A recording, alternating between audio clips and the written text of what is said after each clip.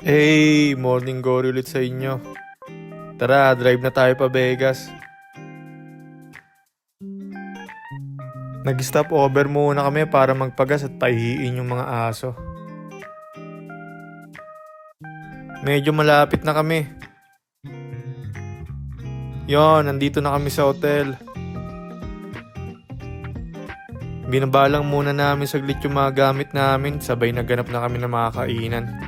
After kumain, nagpunta na kami sa paggaganapan ng Dicon para mag-unload ng mga gamit. Pero syempre, nag-trip muna kami bago trabaho. Ayan na yung mga gamit namin. At ayan na din yung boot. Naabutan na rin kami ng traffic pa uwi.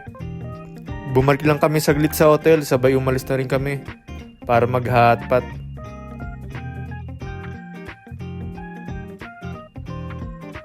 Ayan, pabalik na kami sa hotel. Yan na yung Vegas Pier. Sobrang dumi ng salamin ng kotse. Sorry na.